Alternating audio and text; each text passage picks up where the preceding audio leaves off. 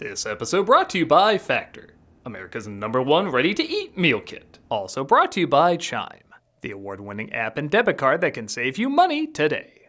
Guess what? I'm coming to Dublin. Come see me in Ireland at VatiCon, March 25th to the 26th. And the weekend right after that, you can see me in Chicago at C2E2, March 31st to April 2nd. Hope to see you there.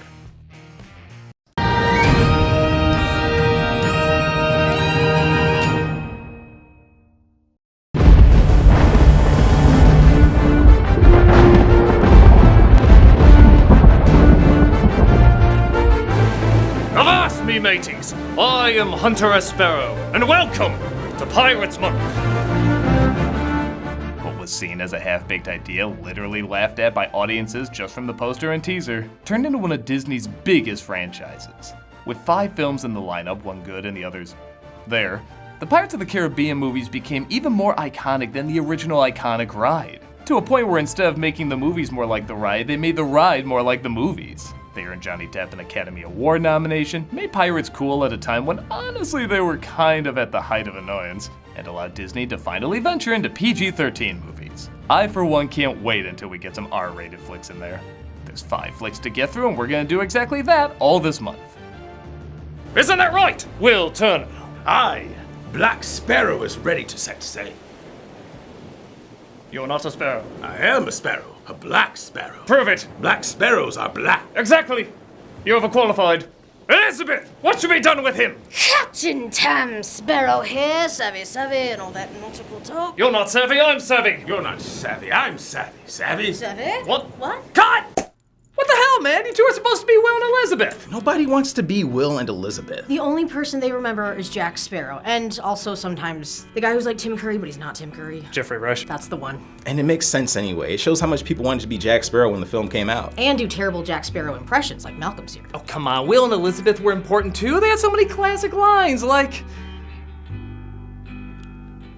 There's one about a corset, I think. Exactly! That classic line Will said. Elizabeth. Elizabeth said! Let's face it, the only reason people liked these movies was for Jack Sparrow. Now that's not true, as indicating people liked all the movies. You know what he means, though. The success was due to him. I still think there's more to it than that.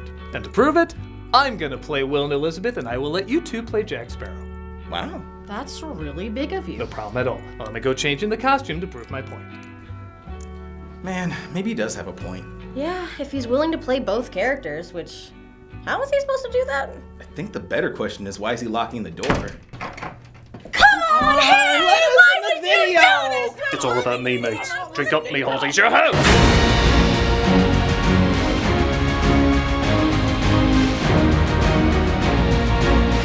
Released 20 years ago in 2003, Pirates of the Caribbean: The Curse of the Black Pearl exceeded almost everybody's expectations. I'm really not kidding when I say audiences thought this would be one of Disney's biggest blunders. I remember people passing by the posters saying, oh my god, are they really doing this? Even when the trailers came out, I heard people laughing at how ridiculous Johnny Depp looked and that Jerry Bruckheimer was producing. Are we supposed to take this seriously, I heard somebody ask? And as it turns out, not really. Despite being marketed as a badass action flick, Pirates had a really goofy sense of humor, helmed by the same team who penned Shrek, Aladdin, and other adventures that had a comedic edge. But on top of that, it also had a twisted side to it. Director Gore Verbinski clearly liked to work with a dark edge in his work, and with Disney saying they wanted to toughen up a little bit with their first PG-13 rating, Pirates turned out to be a good outlet for him. As for Depp, yes, his performance did play a big part in the film's success, but I think we've seen he's not always the secret ingredient to a good film. I do think there's more to the series being a hit outside of just his iconic performance. So let's go ahead and take a deeper look. This is... Hey! He's not even staying in costume! How the hell are you seeing me right now? We can't. Well, keep quiet until I'm done with the review. Well, we could still play Will and Elizabeth. That is so 3 minutes ago, which in internet time is like 3 weeks. I'm moving on. Can we at least get food and water? Pirates don't talk. That's not a thing! This is Pirates of the Caribbean: The Curse of the Black Pearl. Ooh, this film is too tough to have the Disney logo before it. I guess this was to show there's no more kid stuff, it's all adult now? Clearly.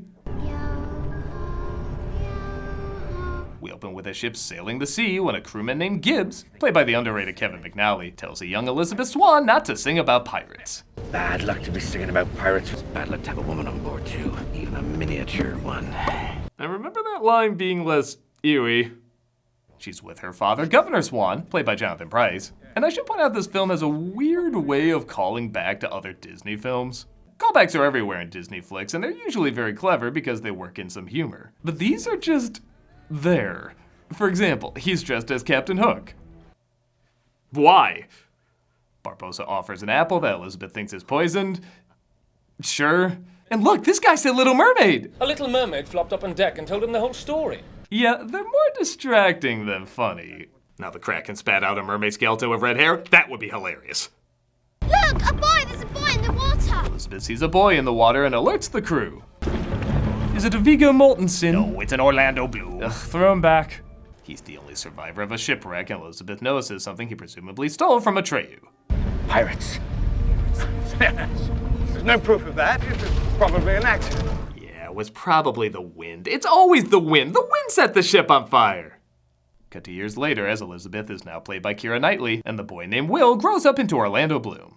I have a gift for you. Oh, it's beautiful. Isn't it? Don't you think it'll look lovely on me? She's also introduced to a corset. Women in London must have learnt not to breathe. Now, Mum, you don't need that rib. You got plenty more. We're then introduced to Jack Sparrow, played by Johnny Depp, in what many have called one of the greatest character intros of all time.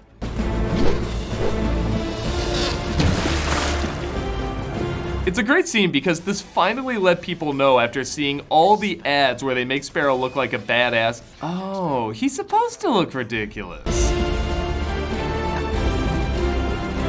Depp worked hard at getting the look and actions of this character down, but sometimes a little too hard. While most people know he heard that pirates were the rock stars of their day, so he played them like Keith Richards, many don't know that while Verbinski said yes to almost all of Depp's costume choices, he drew the line at an artificial nose that would fall off every single time he sneezed. Yeah, I think something was definitely going on with Depp's nose when he recommended that. A ship like that makes this one here a bit superfluous, really. Apparently there's some sort of high-toned and fancy to do up at the fort, eh? And like that, Russell Brand saw this performance and said, I can do that the rest of my life, but bad! While Commodore Norrington, played by Jack Davenport, starts proposing to Elizabeth, she passes out due to the tightness of the corset, resulting in Sparrow saving her. Will you be saving her then? I can't swim. I only dog paddle. He's discovered to be the famous outlaw, though, and immediately arrested. These are his, sir. A compass that doesn't point north. No, it only points to what your heart wants, or whatever bullshit we make up in the next one pretending we had these planned all along. You are without doubt the worst pirate I've ever heard of. But you have heard of me. I am the original hate-watching. He manages to escape, though, and works his way into Will Turner's smithy. He breaks his chains with a wheel. Hey, these people wrote cartoons, you're gonna get a cartoon. And he runs into Turner, who tries to stop his escape. Excellent form, but how's your footwork? If I step here... Very good. So I'm not gonna pretend the writing in this is spectacular. It is more clever than I think people give credit for. While it is at times a little exposition-y. You've seen a ship with black sails that's crewed by the Dapper. Who makes all these? I do, and I practice with them 3 hours a day. Been preying on ships and settlements for near 10 years. Adversary demands parley. You can do them no harm until the parley is complete. There's a lot of information crammed into certain moments you might miss upon first viewing. Sparrow testing Turner's footwork is not only an excuse to have an action sequence, but it's also used to show how clever he is moving him closer towards the exit. When he pulls out the gun, it not only shows that he's a cheat, but also that he doesn't want to use it for certain reasons we'll discover later. But he will if he has to. He is still a cutthroat. Please move. No! This shot is not meant for you. A lot of scenes are like that, kind of doing two things at once. Sparrow is captured, though, as the film tries to remind you, oh yeah, this was based on a riot, right? The dog is never going to move. Excuse us if we haven't resigned ourselves to the gallows just yet. First time. Sparrow's former ship, the Black Pearl, arrives as the golden piece Elizabeth had called to them in the water.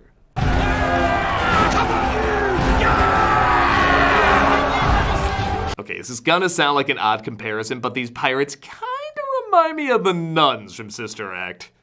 In that they really didn't have to give them that much personality, but you do appreciate that every single one feels unique. They could just casted extras in these roles, but no, they went out of their way to cast character actors who really do leave an impression. I especially love this one guy who's obsessed with explosions. His crazy love for them is like a mix between Art the Clown and that weird bomber from The Tick. Bad is good, baby! Down with government! Also, seriously, what is this guy thinking answering the door? Candy grab. Oh, I think too happy. Wait, how's he know it's hot if later they say they can't feel anything? In fact, how'd this guy get Hurricane knocked with that pan? Darn, movie sucks now. I thought it was good until it was bad. Just a reminder, Sparrow doesn't get all the laughs. We know you're here, Poppet. We will find you, Poppet. Come on out, we're gonna play ninja. Okay, then, hey! Hello, Poppet. Parley! They find Elizabeth, but she invokes the right of parley, which means she can be taken to Captain Barbossa, played by Geoffrey Rush. And just like every role he's in, it looks like he's having a blast. I am here to negotiate the cessation of hostilities against Port Royal. A lot of long words there, miss. We're naught but humble pirates. Okay, so here's the thing about Will and Elizabeth in this. They are necessary characters to anchor credibility to all the goofiness going on. And in comparing the two, Elizabeth really isn't that bad. She clearly isn't trained as a fighter, so she has to use her wits to survive, and she is good at it. That bit of shy matters to us. Well, I suppose if it is worthless. She has enough charm and intelligence that I don't want to see anything bad happen to her.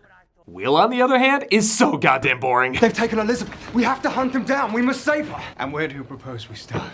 The water! A lot of this may come from Bloom wanted to play the role smooth and cool while Verbinski kept insisting he was supposed to be a dork. It's only sword fighting that he's supposed to excel at. Everything else about him is supposed to be out of place. And he's both too suave and too bland to be out of place. I am us! Yeah, is that really that funny? I feel like a Nicholas Hoult, Tom Holland, or James McAvoy could pull this off with more comedy and personality. Bloom just looks like Legolas needs a bath. He doesn't leave much of an impact. With that said though, he's not awful. He has a cute moment here and there, and clearly he's supposed to be eye candy for younger viewers. But whenever there's a scene where he's the focus, I constantly have to remind myself, oh, this scene was in the movie? I totally forgot that despite seeing this several times. You were familiar with that ship, the Black Pearl? I've heard of it. Thankfully, he teams up with Jack Sparrow, though, who agrees to help him save Elizabeth if he can help him escape and be captain once again of the Black Pearl. I feel like there's a lot of reasons that wouldn't work, but repeat to yourself, it's just a park attraction that's been turned into a movie. I should really just relax. They take command of a ship and Norrington chases after them. Search every cabin, every hole, down to the bilges. Be sure to bring every last man on board. All eggs in this basket. It's Dark Knight Rises rules here. Of course, Jack and Will take over the other ship and sail off with it, having destroyed the ship they left over's cannons and rudder. That's got to be the best pirate I've ever seen. So it would seem. Well, maybe it's just because you suck balls. He's the greatest pirate we've ever seen. Will finds out that his father, named Bootstrap Bill, was indeed a pirate, much to his letdown. Good man. Good pirate. I swear you look just like him. Yes, they're practically identical. Again, all planned from the beginning. They travel to pick up his friend Gibbs as well as a crew at a place that seems to love and hate him at the same time. Not sure I deserve that. Seems like the Depp Heard trial in a nutshell. Meanwhile, Elizabeth lies about her last name, saying it's Turner, so they don't know she's the governor's daughter, but rather they're under the impression that she's Bootstrap Bill's child.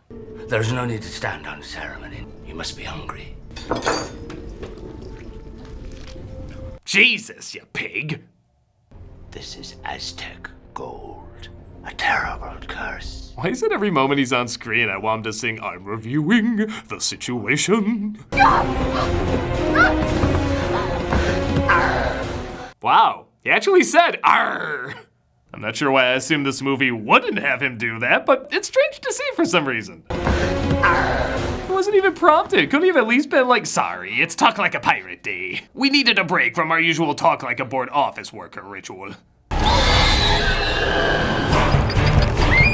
She discovers, though, he's working with a skeleton crew who can't die or feel anything because they're cursed. But returning the gold they stole along with her blood will lift it.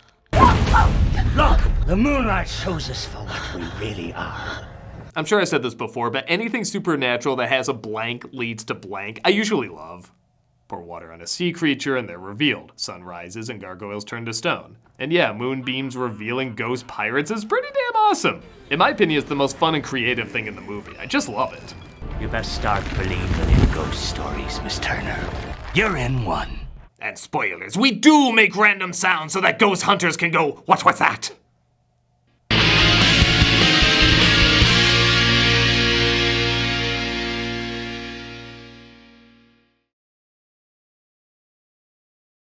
Hi, Mr. Actor. I wanted to go over this read you did recently for Chime. Particularly the part where you say, Chime's good. No, it's so much more than that, Mr. Actor. No, money can't buy happiness, but not worrying about your money comes close. And that's where Chime can help you smile more, Mr. Actor. They were named the #1 most loved banking app. With payday up to 2 days early and fee-free overdrafts up to $200, they offer financial peace of mind in your wallet. All with no annual fees, large security deposits, or credit checks to apply. Now, Mr. Actor, with a name like that, you should really go into waiting tables. Hi-oh! I really think you should see for yourself why Chime is so loved at chime.com/nostalgia. That's chime.com/nostalgia. And just to get across my point even more, I'm going to talk very, very fast. Chime is a financial technology company, not a bank. Banking services and debit card provider by the Bancorp Bank or Stride Bank. NA members FDIC. Early access to direct deposit funds depends on payer. SpotMe eligibility requirements and overdraft limits apply. See chime.com/spotme. Chime with the 2021 #1 most downloaded banking app in the U.S. according to Apptopia. So just keep that in mind on your next read. And this other one here, you completely missed the mark with Factor. In the recording, all you gave us was, Mr. Actor, you are wrong! You are just wrong, sir! That's why you should power up for springtime with Factor, America's #1 ready-to-eat meal kit. Get nutritious, Mr. Actor. Chef-prepared meals delivered straight to your door, leaving you time and energy to tackle everything on your to-do list. Not that you have much of a to-do list, Mr. Actor, which means you have a loser life. Okay, that was pretty harsh, I apologize. But look and feel your best in time for warmer weather with calorie-smart meals around 550 calories or less. Or less, Mr. Actor. Too busy to cook? With Factor, skip the trip to the grocery store and skip the shopping, prepping, and cleaning up too. Factor's fresh, never frozen meals are ready in just 2 minutes, so all you have to do is heat and enjoy. Heat and enjoy, Mr. Actor. I'm sorry, I get really emotional when I talk about Factor. It's just... Factor has delicious flavor-packed meals to help you live to the fullest. Choose from keto, vegan plus veggie, calorie smart, and protein plus options on the menu each week. Prepared by chefs and approved by dietitians, each meal has all the ingredients you need to feel satisfied all day long. Not that that mattered to you, you selfish son of a... I'm sorry. Keep it together, director or producer, whatever I am. With 34 chef-prepared, dietitian-approved weekly options, there's always something new to try. Enjoy meals for any time of the day with breakfast options like egg bites, smoothies, and more. Plus, replenish your snack supply with an assortment of 45-plus add-ons. Want to come back on takeout? Get Factor instead, Mr. Actor. It saved my life. Okay, I didn't do that, but I wanted to. I wrote a fan fiction. Not only is Factor cheaper than takeout, but meals are ready faster than restaurant delivery in just 2 minutes. Put the time and money you save towards planning activities for when the weather warms up. Eating vegan or veggie is a snap with Factor. Because each meal is prepared by chefs and approved by dietitians. You know that your Factor meal has all the ingredients you want and nothing you don't. And if you're looking to mix it up, you can add protein to select vegan plus veggie meals each week. So get Factor and enjoy clean eating without the hassle, Mr. Actor. Simply choose your meals and enjoy fresh, flavor-packed meals delivered to your door, ready in just 2 minutes, no prep, no mess. Now here's where you better listen, you son of Satan. Head to factormeals.com/nostalgia50 and use the code nostalgia50 to get 50% off your first box. That's code nostalgia50 at factormeals.com/nostalgia50 to get 50% off your first box. And you know, we're not getting any younger. I'm down on one knee here, Factor, asking the question, will you taste delicious? She said yes! She said yes, Mr. Actor! Yeah, I'm sorry, whoever this is. I'm not a producer, I'm just nuts. Doug plays Arkham Asylum for the first time ever every Friday on Twitch. We also have content 5 days a week. Hope to see you there.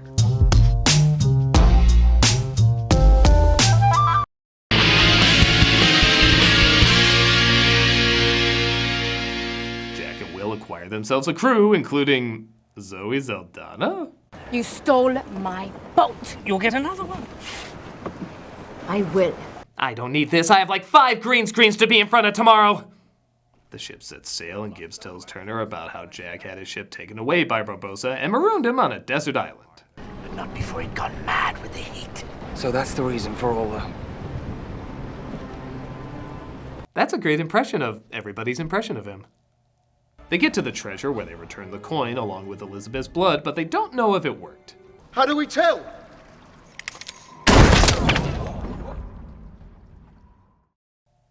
Do I need a joke for everything? Can't that just be funny? Parlay! Damn to the depths, whatever mutton they thought of parlay. That would be the French. Ah, the French. Will and Elizabeth escape, but Jack gets captured and he tells him why Elizabeth's blood didn't work. Kill him. The girl's blood didn't work, did it? Hold your fire! Despite only having a few scenes together, I instantly believe the rivalry between these two. Whenever they talk, it genuinely feels like they've known each other for years, and they love getting under each other's skin, so to speak. You know whose blood we need. I know whose blood you need. Jack tells him where to locate the ship, but Elizabeth has a plan of attack. Lower the anchor on the right side. On the starboard side! Certainly has the element of surprise. Cannons are fired, eyes are forked up, and Jack escapes just to get captured again. Yeah, he's basically the Han Solo of this series, a smuggler who always has to be saved, even in between movies.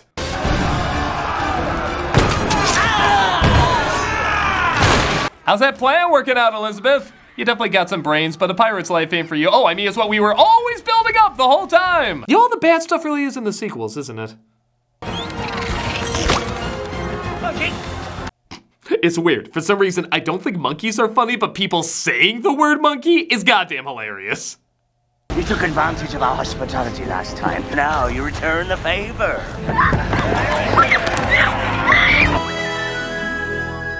She goes free! Will says his blood is what they need to lift the curse and forces them to let Elizabeth and Jack go. They do so, but abandon them on the same island Jack was marooned before. I'd be having that dress back before you go. Goes with your black heart. It's purple. That be the same little island that we made you governor of on our last little trip. Perhaps you'll be able to conjure up another miraculous escape. Yeah, why are you putting him back in the place he got out of again? Isn't that kind of like... Aw, well, I know how to solve this. Aw. Jack admits it was pure luck how he got off the island before, but Elizabeth pretends to flirt with him and get him drunk so that she can set the island ablaze. Well, devils were black, you were really bad. You got me hot as your hope. Sings about as well as he did in Sweeney Todd. Elizabeth's plan works as they're noticed by Norrington's ship and picked up. Jack has yet another way to weasel his way into an opportunity, though. Think about it. The Black Pearl. You will accompany these fine men to the helm and provide us with a bearing to Isla de Muerta. Why do people keep listening to him? Good question. Pirates don't talk. Norrington agrees to let Jack help them capture the pearl and save Will. Jack, it's not possible. How did you escape from the place you escaped before? We were so careful to do the same thing! Jack tells him about Norrington's ship outside and once again gets in their good graces. This is, of course, a quintuple cross as Jack frees Will while the other pirates attack the ship. And as fun as the sword fighting is, I will admit, my favorite stuff is just Jonathan Pryce fighting this evil dead hand. It's such a weird thing to keep cutting back to during this big battle, and I love it. Jack steals a gold piece as well and ends up being cursed. I honestly don't have many notes about this climax. Fighting in and out of the moonlight is cool. This weird thing where they put a bomb in a guy's stomach is cool. You like pain? Try wearing a corset. That line's a little lame, but overall the finale's pretty fun. Jack uses the bullet he's been saving for years to kill Barbossa just as Turner returns the coin with his blood. I feel cold. Okay, so this is admittedly a weird complaint, but for years I always thought he said, I feel old, when really he said, I feel cold. I think I feel old is a better line. I just love he would feel that as he gets feeling back and begins to die. If only the writers could be as smart as my terrible hearing. The pirates go back to normal, and Verbinski on his commentary track said, this is when you realize the movie was actually kind of about something. And it sounds weird, but I know what he's talking about. These pirates spent so long trying to get this curse lifted, to stop being invincible, and now that's gone, everything else they know is about to be taken away. No words, no hammered-in symbolism, just a good, quiet moment that lets it all sink in. It's a solid scene. But Once again, though, Jack is captured and about to be executed, but fear not, Will helps him escape with a rope. Really don't think it's gonna do much. Did any guard train for anything in this? Is someone gonna be like, look, salt? But it's cool. Elizabeth says she loves Will and not Norrington, so that convinces him to let Jack go. What about Sparrow? Well, I think we can afford to give him 1 day's head start. I love the look on this guy, like he's saying, has everyone just gone friggin' insane? We were literally just stopped by a rope. We cannot afford to give him a day's head start. Elizabeth, it would never have worked between us, darling. What a silly idea. We teased for 2 more movies. Drink up, me hearty yo-ho. And that was Pirates of the Caribbean, The Curse of the Black Pearl. Not perfect, but a damn good time. This is the definition of a turn your brain off movie, which is not to say a lot of people didn't need to use their brains while making it. Everyone gives the impression they're having a good time on screen. Even the ones that are a little dull still look like in a weird way they're having fun being dull. It's good to have varying degrees of believable and unbelievable, and though often cartoony, there is a bit of an edge that's welcomed with that PG-13 rating. For a film that he thought would be dead on arrival, you feel the effort of everyone trying to make something odd and unique. It's a good start to a good... It's a good start. And like I said, Jack Sparrow took off and everybody wanted to be him. To death. Whoa, you 2 died? I was only away 20 minutes. Yeah, but in internet time, that's an eternity. Also, there's the curse of the studio. Oh, you mean you have to walk the earth for all eternity feeling nothing? No, we just really want mixed spaghetti from McDonald's. Oh. I never even had mixed spaghetti. It's terrible. But I want it. They discontinued it because it was so terrible. But I want it. And I hate that I want it. Come on, let's go hit ourselves in silence. Huh. Pirates Month has just begun!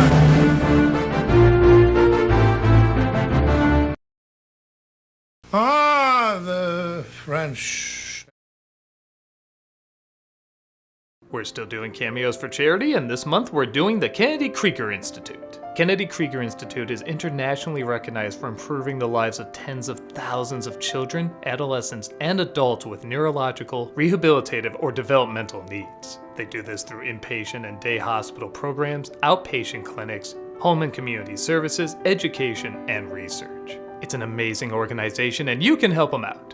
If you want a cameo from me saying happy birthday, good luck, or whatever, click on the link below and be giving to a good cause. If you're like, nah man, I don't want a cameo from you, you suck, well consider checking out this organization anyway because it really is a great place with great people. Take a look at all the various ways you can help out.